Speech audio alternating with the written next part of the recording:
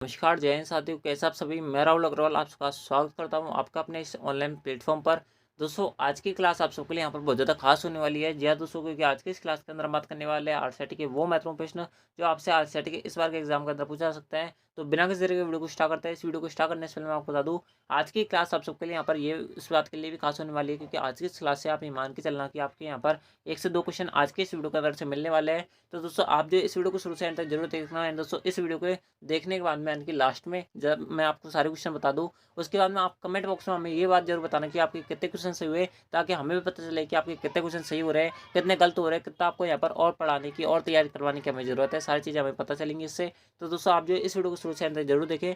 चलते हैं आपके सबसे पहले क्वेश्चन पर। सबसे पहला क्वेश्चन आपसे बोल रहा है कि वक्तव्य एक दे रखा है कि आपको स्टेटमेंट दे रखे होंगे दो, आपको बताना है कौन सा गलत है कौन सा सही है। सबसे पहला ऑप्शन दे रखा है वो आपको दे रखा है मॉनिटर एक इनपुट डिवाइस है। दोस्तों, मैं आपको बता दूं इनकरेक्ट है, क्योंकि मॉनिटर पे हमें सारी चीज़ें दिखती है, यानी कि किस प्रकार का डिवाइस होता है। आउटपुट डिवाइस होता है, इसके नाम के पीछे क्या आता है, ई आर आर है। सॉरी, यहाँ पर क्या आएगा, ओ आर आता है। मॉनिटर की स्पेलिंग क्या होती है, MONITOR, ओ आर होती है। ठीक है, ओ आर आ रहा है इसके नाम के पीछे। इस बात को आप यहाँ पर याद रखना। ई आर और ओ आर का क्या सीन है, इस चीज़ के बारे में मैंने आपको पहले वाले क्लासेस के अंदर बता रखा है। अगर आपने पहले वाले क्लासेस नहीं देखे तो उनको जरूर देखे। दूसरा स्टेटमेंट आपको दे रखा है प्रिंटर आउटपुट डिवाइस का एक उदाहरण होता है, बिल्कुल होता है। यानी कि ऑप्शन बी दूसरा जो है, यानी कि दूसरा स्टेटमेंट तो सही है, पहला गलत है। यानी कि पहला गलत है, दूसरा सही है। दोनों सही है, ये भी इनकरेक्ट होगा। दोनों गलत है, ये भी इनकरेक्ट होगा।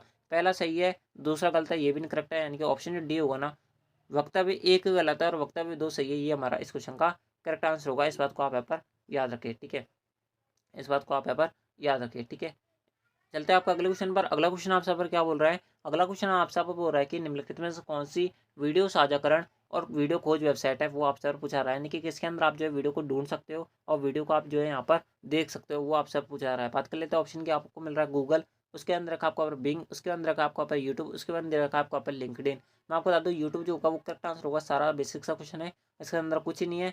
ठीक है दोस्तों, मैं आपको बता दूं लिंक्डइन क्या होता है, बहुत सारे बच्चों को नहीं पता है। दोस्तों, मैं आपको बता दूं इसके अंदर आपको अगर जॉब के लिए अप्लाई करना है ना, कहीं जॉब ढूंढनी है, तो इसके लिए ये वाला ऐप काम आता है। इस बात को आप यहाँ पर याद रखना। यानी कि ऑप्शन जो सी होगा वो हमारा क्वेश्चन का करेक्ट आंसर है। अगला बोल रहा है आपसे यहाँ पर शब्द वेव क्रॉलिंग किससे संबंधित है। दोस्तों, मैं आपको बता दूं वर्ड वेव क्रॉलिंग जो होती है, शब्द वेव क्रॉलिंग जो होती है ना, वो किसके अंदर होती है, वो आपसे यहाँ पर पूछी जा रही है। दोस्तों, मैं आपको बता दूं शब्द वेव क्रॉलिंग आपकी सर्च इंजन पर होती है, फायरवॉल पर होती है, एंटीवायरस पर होती है, राउटिंग पर होती है।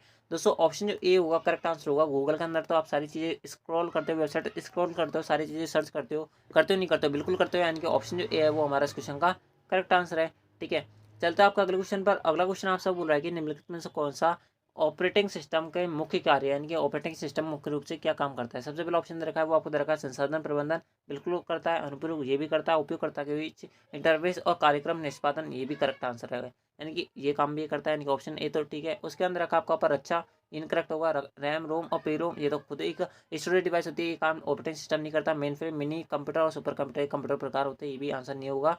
यानी कि ऑप्शन जो ए होगा वो हमारा इस क्वेश्चन का करेक्ट आंसर होगा। ठीक है, चलता है आपका अगले क्वेश्चन पर। अगला क्वेश्चन आपसे बोल रहा है कि खालिस्तान लेन देन को सुरक्षित बनाने के लिए वित्तीय संसाधनों का उपयोग करने वाला एक सुरक्षा प्रमाण होता है। यानी कि आप जो है यहाँ पर जैसे आप ऑनलाइन कोई ट्रांसफर करते हो, ठीक है, कोई पैसा डालते हो या कोई भी चीज़ खरीदते हो, उससे पहले आपके पास एक चीज़ आती है, कोड आता है। वो कोड को क्या कहा जाता है इंडायरेक्टली, वही आपसे और पूछा रहा है। उस कोड को हम किसके नाम से जानते हैं, पीडीएफ के नाम से जानते हैं, नहीं जानते। ओटीपी के नाम से जानते हैं, बिल्कुल जानते हैं। आईएमपीएस के नाम से जानते हैं, नहीं जानते। डॉक्यूमेंट के नाम से जानते हैं, ये भी नहीं जानते। ऑप्शन जो बी होगा वो करेक्ट आंसर होगा। ओटीपी की फुल फॉर्म होती है वन टाइम पासवर्ड। इस बात को भी आप यहाँ पर याद रखना। ठीक है, इस बात को आप यहाँ पर याद रखना। ठीक है, चलते हैं आपका अगले क्वेश्चन पर। अगला क्वेश्चन आपसे बोल रहा है कि यूआरएल क्या है, यानी कि यूआरएल क्या होता है, वो आपसे पर पूछा रहा है। दोस्तों, बात कर लेते हैं ऑप्शन की। क्या ऑप्शन दे रखा है वो आपको दे रखा है ये एक उपकरण है, नहीं उपकरण थोड़ा ना होता है, ये इनकरेक्ट होगा। ये एक इंटरनेट कनेक्शन का सबसे धीमा प्रकार होता है, ये भी इनकरेक्ट है। ये आमतौर पर एक लेन के खंडों को जोड़ने के लिए उपयोग किया जाता है, ये भी इनकरेक्ट होगा। उसके बाद में ऑप्शन डी के अंदर दे रखा है तो आपको दे रखा है ये एक अनूठा पता है जो वेब के एक विशिष्ट वस्तु का पता लगाने में हमारी मदद करता है। यूआरएल क्या होता है, मैं आपको बता दूं। यूआरएल आपका वो होता है जैसे आपने गूगल पे आपकी कोई क्वेरी है, जैसे आपने यहाँ पर सर्च कर रहे हो गूगल के अंदर क्या कि भारत के 5 सबसे रईस व्यक्ति, यानी कि 5 सबसे अमीर व्यक्ति। तो दोस्तों, आपने जो सर्च किया है ना भारत के 5 सबसे अमीर व्यक्ति, वही आपका यहाँ पर यूआरएल है। यानी कि ऑप्शन जो डी होगा वो करेक्ट आंसर होगा। ठीक है, चलता है आपका अगले क्वेश्चन पर। अगला क्वेश्चन आपसे बोल रहा है कि निम्नलिखित में से कौन सा ईमेल पते का सही उदाहरण है। दोस्तों, मैं आपको बता दूं एक वैलिड ईमेल जो होती है ना, वो क्या होती है, वो आपसे पूछा रही है। यानी कि इनमें आपको बताना कौन सा वैलिड ईमेल का उदाहरण है। बात कर लेते हैं ऑप्शन की। क्या ऑप्शन मिल रहा है वो आपको मिल रहा है यहाँ पर RCT@vmou.ac.in, नहीं ये तो वेबसाइट है। www.vmou@ec.in ये भी इनकरेक्ट होगा। उसके अंदर रखा आपका पर 52.44.59 ये भी इनकरेक्ट होगा। उसके अंदर रखा आपको यहाँ पर ऑप्शन डी ये करेक्ट आंसर होगा। वैलिड ईमेल कौन सी होती है वो मैं आपको यहाँ पर बता देता हूँ, किस प्रकार से आपको यहाँ पर पहचानोगे। तो दोस्तों मैं आपको बता दूँ, वैलिड ईमेल होती है वो जिसके अंदर नाम एक तो @ आता हो, वो आपके यहाँ पर वैलिड ईमेल होती है। @ के पहले कभी डॉट नहीं आता और स्पेस भी नहीं आता, ये आपके यहाँ पर एक वैलिड ईमेल होती है। और @ के बाद में कोई नंबर कोई नाम वगैरह कुछ नहीं आता, वो आपकी एक वैलिड ईमेल होती है। इस बात को आप यहाँ पर याद रखना। और @ के बाद में आपके gmail.com yahoo.com वगैरह लिखे आते हैं, इस बात को आप यहाँ पर याद रखना। ठीक है, .com डोमेन होता है, .in भी नहीं होता। ठीक है, इनकरेक्ट होगा, यानी कि ऑप्शन जो डी है वो करेक्ट आंसर है। ठीक है, क्लियर हुआ होगा चीज़, आई होप आपको। ठीक है, चलते हैं आपका अगले क्वेश्चन पर। अगला क्वेश्चन आप सब बोल रहा है कि वेब आधारित चैट सेवा का उदाहरण है, यानी कि ऐसे कौन सा ऑप्शन दे रखा है जहाँ पर आप जो है चैटिंग वगैरह कर सकते हो, आपसे यहाँ पर पूछा जा रहा है। सबसे पहला ऑप्शन दे रखा है वो आपको दे रखा है जीमेल, उसके अंदर रखा आपको पर याहू मेल, उसके बाद में दे रखा आपको पर हॉटमेल। दोस्तों मैं आपको बता दूँ इनकरेक्ट होगा, क्योंकि मेल के प्रकार होते हैं, ऑप्शन नहीं इनकरेक्ट होगा। उसके बाद रखा आपको पर विंडोज़, उसके बाद रखा आपको पर एंड्रॉइड, उसके बाद रखा आपको पर iOS। दोस्तों ये सारे ऑपरेटिंग सिस्टम होता है, इनकरेक्ट होगा। उसके बाद रखा आपको पर स्काइप, इसके थ्रू कर सकते हो, गूगल हैंगआउट इसके थ्रू कर सकते हो, फेसबुक मैसेंजर इसके थ्रू भी कर सकते हो, यानी कि ऑप्शन जो सी होगा वो करेक्ट आंसर होगा। इनके थ्रू जो है आप ऑनलाइन चैटिंग कर सकते हो, ऑनलाइन चैटिंग कर सकते हो, इस बात को आप यहाँ पर याद रखें, यानी कि ऑप्शन जो सी होगा वो करेक्ट आंसर होगा। ठीक है, चलते हैं आपका अगले क्वेश्चन पर। अगला क्वेश्चन आपसे बोल रहा है कि खालिस्तान ऐसी सुविधा है जो आपको ये देखने की अनुमति देता है कि MS वर्ड 2010 में उन्हें लागू करने से पहले विभिन्न प्रारूपण विकल्प को कैसे देखेंगे, यानी कि आपको यहाँ पर बताना है कि ऐसी कौन सी सुविधा है जिससे पहले आप जो है यहाँ पर बहुत सारे प्रारूपण आपने लगाए होंगे, तो आप उनको कैसे देख सकते हो, वो आपसे पूछा रहा है। दोस्तों बात कर लेते हैं ऑप्शन की, क्या ऑप्शन दे रखा है वो आपको दे रखा है मैक्रो, उसके बाद दे रखा है आपको यहाँ पर मर्ज सेल, उसके बाद दे रखा है आपको यहाँ पर लाइव रिव्यू, उसके बाद दे रखा है आपको यहाँ पर मेल मर्ज। दोस्तों मैं आपको बता दूँ इसका जो करेक्ट आंसर होगा ना वो होगा आपका यहाँ पर मैक्रो, यानी कि ऑप्शन जो ए होगा वो हमारा इस क्वेश्चन का करेक्ट आंसर होगा, इस बात को आप यहाँ पर याद रखना। ठीक है, चलते हैं आपका अगले क्वेश्चन पर। अगला क्वेश्चन आप सब बोल रहा है कि MS वर्ड 2010 में स्ट्राइक थ्रू फॉन्ट का प्रभाव क्या होता है। दोस्तों मैं आपको बता दूं स्ट्राइक थ्रू फॉन्ट कुछ ही नहीं होता। जैसे अगर आपने कोई नाम लिखा, जैसे मैंने खुद का नाम लिखा राहुल, अगर मैं इसके बीच में से एक लाइन खींचना चाहता हूं तो दोस्तों ये जो लाइन खींची है ना मैंने, उसके बाद में ये जो फॉन्ट बना है, ये जो टेक्स्ट बना है, यही हमारा स्ट्राइक थ्रू फॉन्ट है। यानी कि चयनित पार्ट के बीच में से लाइन खींचता है वो वाला फॉन्ट जो होता है वो स्ट्राइक थ्रू फॉन्ट होता है। ऊपर रेखा खींचता है नहीं, बीच में से एक रेखा खींचता है, करेक्ट आंसर है। ऑप्शन जो बी है वो करेक्ट है। ठीक है, बेसिक बेसिक सा क्वेश्चन है, कुछ ही नहीं है क्वेश्चन के अंदर। ठीक है, चलते हैं आपको अगले क्वेश्चन पर। अगला क्वेश्चन आप सब क्या बोल रहा है, अगला क्वेश्चन आप सब बोल रहा है कि MS पावरपॉइंट 2010 में पृष्ठभूमि को पूरी तरह से पारदर्शी बनाने के लिए आप पारदर्शिता को खालिस्तान पर सेट कर सकते हो। अगर आपको बैकग्राउंड बिल्कुल यहाँ पर क्या करना है, गायब करना है, तो किस प्रकार से आप कर सकते हो वो आपसे यहाँ पर पूछा जा रहा है। दोस्तों बात कर लेते हैं ऑप्शन की, क्या ऑप्शन मिल रहा है वो आपको मिल रहा है 0, उसके बाद रखा है 0.5, उसके बाद रखा है 1.5, उसके बाद रखा आपको यहाँ पर एक पारदर्शी। अगर आपको बैकग्राउंड बनाना है ना तो दोस्तों इसके लिए आपको यहाँ पर 0.5 पर आपकी जो विजिबिलिटी यानी कि पारदर्शिता को आपको क्या करना पड़ेगा, सेट करना पड़ेगा, यानी कि ऑप्शन जो बी होगा वो हमारा इस क्वेश्चन का करेक्ट आंसर होगा। चलता आपका अगले क्वेश्चन पर। अगला क्वेश्चन आपसे बोल रहा है कि निम्नलिखित में से कौन सी मेमोरी बैकअप के उद्देश्य से उपयोग में नहीं ला जा सकती, यानी कि बैकअप के रूप में आप किसका इस्तेमाल नहीं कर सकते, वो आपसे पूछा रहा है। हार्ड डिस्क का कर सकते हो, बिल्कुल कर सकते हो। DVD का कर सकते हो, बिल्कुल कर सकते हो। पेन ड्राइव का इस्तेमाल कर सकते हो, बिल्कुल कर सकते हो। उसके अंदर रखा कैश मेमोरी, इनकरेक्ट होगा। क्यों, क्योंकि कैश मेमोरी तो इंटरनल मेमोरी होती है। कैसी मेमोरी होती है, इंटरनल मेमोरी होती है, एक्सटर्नल मेमोरी नहीं होती। और ये मेमोरी क्या करती है, आपके द्वारा जो चीज़ बार बार काम में ली जाती है ना वो आपके यहाँ पर स्टोर करती है, बहुत छोटी मेमोरी होती है, इस बात को आप यहाँ पर याद रखना। यानी कि ऑप्शन जो सी है वो हमारा इस क्वेश्चन का करेक्ट आंसर है। चलता है अगले पर। अगला क्वेश्चन आपसे बोल रहा है कि MS वर्ड 2010 में खालिस्तान हमें अलग अलग व्यक्ति को एक ही पत्र भेजने में सक्षम बनाता है। MS वर्ड का ऐसा कौन सा फीचर है जिसके अंदर आप जो एक ही डॉक्यूमेंट को बहुत सारे व्यक्तियों को एक साथ भेज सकते हो, वो आपसे पूछा रहा है। दोस्तों वो जो फीचर कहलाता है ना वो आपके यहाँ पर मेल मर्ज कहलाता है। कौन सा कहलाता है, मेल मर्ज कहलाता है, इस बात को आप यहाँ पर याद रखें। ऑप्शन की बार बात करें, ऑप्शन जो सी है वो हमारा इस क्वेश्चन का करेक्ट आंसर है। चलता है अगले पर। अगला क्वेश्चन आपसे बोल रहा है कि यदि आप प्रत्येक पृष्ठ पर दोहराए गए दस्तावेज में एक पार्ट सम्मिलित करना चाहते हैं तो आप इसका उपयोग करोगे।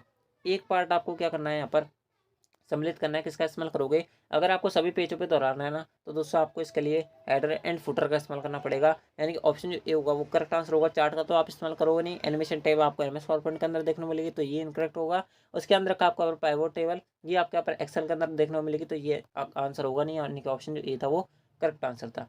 चलता है आपका अगले क्वेश्चन पर। अगला क्वेश्चन आपसे बोल रहा है कि यदि कोई एक्सेल फाइल ईमेल से प्राप्त की जाती है या इंटरनेट से डाउनलोड की जाती है तो वह खुलती है। दोस्तों अगर आपने कभी ईमेल से कोई यहाँ पर एक्सेल की फाइल डाउनलोड की होगी ना, तो दोस्तों जब वो आप उसको डाउनलोड करके ओपन करते हो ना, तो दोस्तों वहाँ पर आपको लिखा आता है कि ये जो फाइल खुलेगी ये किसके अंदर खुलेगी, प्रोटेक्ट व्यू के अंदर खुलेगी। किसके अंदर खुलेगी, प्रोटेक्टेड व्यू के अंदर खुलेगी। आप इसे ओपन करना चाहते हो नहीं करना चाहते हो वो आपसे पूछेगा। तो दोस्तों ऑप्शन जो सी होगा वो करेक्ट आंसर होगा, वो बाय डिफॉल्ट किसमें खुलती है, प्रोटेक्टेड व्यू के अंदर खुलती है, यानी कि ऑप्शन जो सी होगा वो करेक्ट आंसर होगा। चलते हैं आपका अगले क्वेश्चन पर। अगला क्वेश्चन आपसे पर क्या बोल रहा है, चार्ट में लेजेंड क्या होता है वो आपसे पूछा जा रहा है। दोस्तों मैं आपको बता दूं, चार्ट में लेजेंड जो होता है ना, वो एक संख्यात्मक पैमाने पर अक्ष का एक मूल्य होता है। वो आपका क्या कहलाता है, लेजेंड कहलाता है। यानी कि ऑप्शन जो ए होगा ना, वो हमारा इस क्वेश्चन का करेक्ट आंसर होगा। दोस्तों आपको ये डायरेक्ट याद रखना पड़ेगा, इसका कोई शॉर्टकट नहीं है।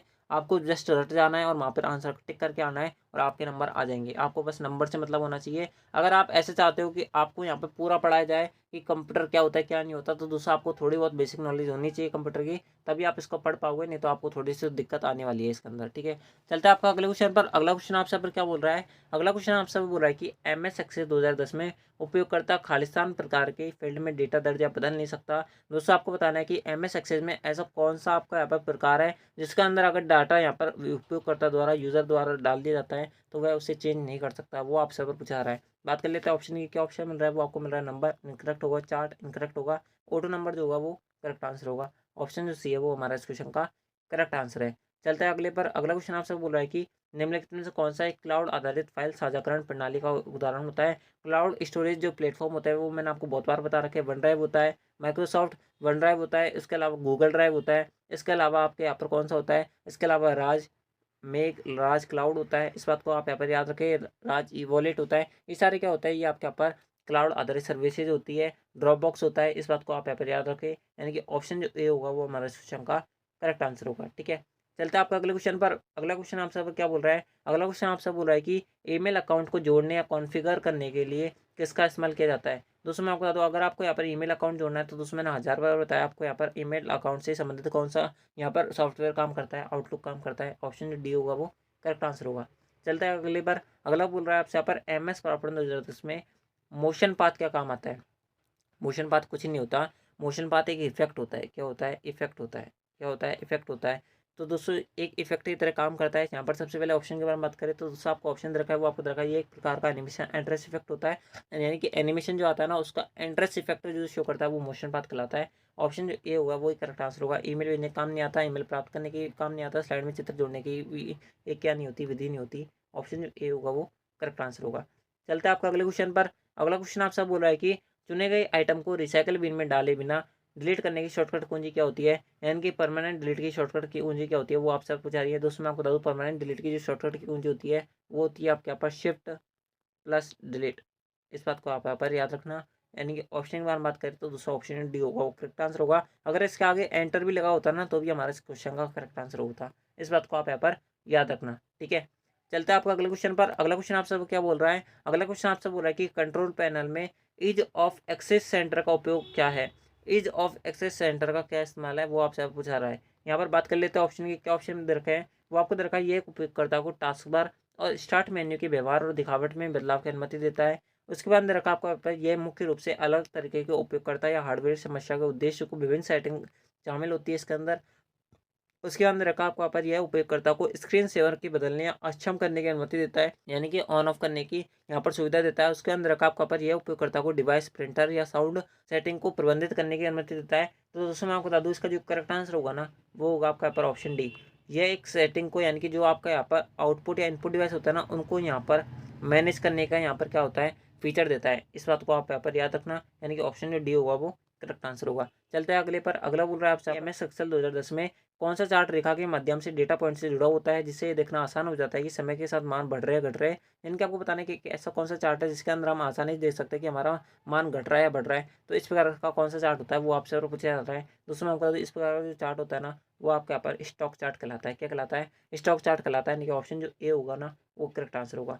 चलते हैं आपके अगले पर। अगला क्वेश्चन आपसे बोल रहा है कि आप खालिस्तान में एक नया डेटाबेस बना सकते हैं। नया डेटाबेस किसके अंदर बनेगा वो आपसे अगर पूछा रहा है। दोस्तों बात कर लेते हैं ऑप्शन की, क्या ऑप्शन मिल रहा है, वो आपको मिल रहा है एम एस आउटलुक, ये तो ईमेल से संबंधित है, ये आंसर नहीं होगा। एम एस पावर पॉइंट, इसके अंदर प्रेजेंटेशन बनेगी, ये आंसर नहीं होगा। एक्सेल, इसके अंदर डेटा बनता है लेकिन डेटाबेस नहीं बनता, यानी कि शीट वगैरह बनती है लेकिन डेटाबेस नहीं बनता। डेटाबेस बनाने के लिए कौन काम आता है, एम एस एक्सेस काम आता है। यानी कि ऑप्शन डी होगा वो करेक्ट आंसर होगा। चलते हैं अगले पर। अगला बोल रहा है आपसे यहाँ पर विंडोज 10 में खालिस्तान एक पृष्ठभूमि यानी कि वॉलपेपर, पिक्चर, आइकन या टास्क बार वाला क्षेत्र होता है।